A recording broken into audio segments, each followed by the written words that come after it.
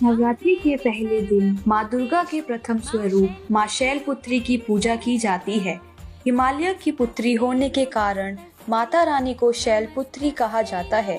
माँ के इस स्वरूप को सौभाग्य और शांति का प्रतीक माना जाता है। माता का मंत्र है ओम देवी शैलपुत्री नमः। नवरात्रि के दूसरे दिन माँ ब्रह्मचारिणी जी की पूजा की जाती है। भगवान शिव को पति के रूप में प्राप्त करने के लिए माँ पार्वती ने कठोर तपस्या की थी, इसीलिए वह ब्रह्मचारिणी भी कहलाती है। माँ ब्रह्मचारिणी को ज्ञान और तप की देवी कहा जाता है। माता का मंत्र है ओम देवी ब्रह्मचारिणी नमः। नवरात्रि के तीसरे दिन माता चंद्रघंटा जी की पूजा की जाती है। माँ दुर्गा का यह स्वरूप परम शक्तिदायक और कल्याणकारी है।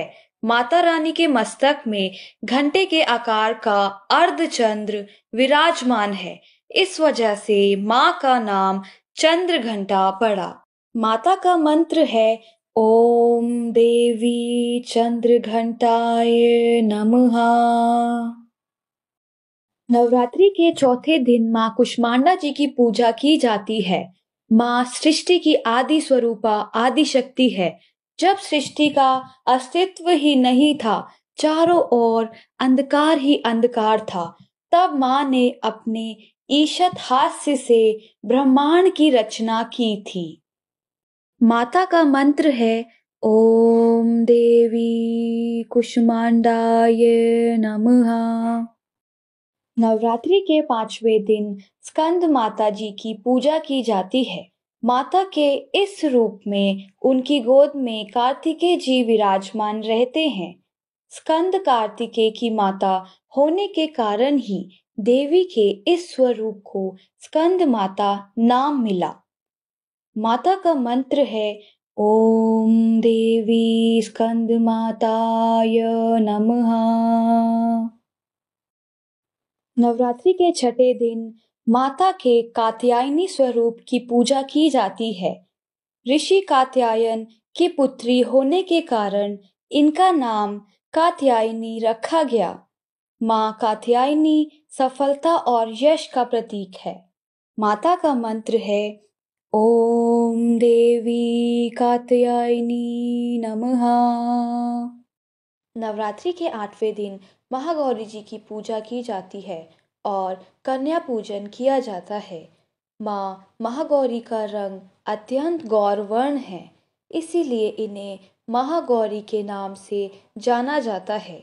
माँ के इस स्वरूप को पवित्रता, शांति और ज्ञान का प्रतीक माना जाता है।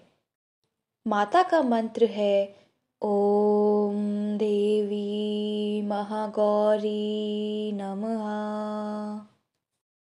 पौराणिक कथा के अनुसार एक बार शुंभ निशुंभ और रक्तबीज नाम के राक्षसों ने तीनों लोकों में आतंक मचा रखा था।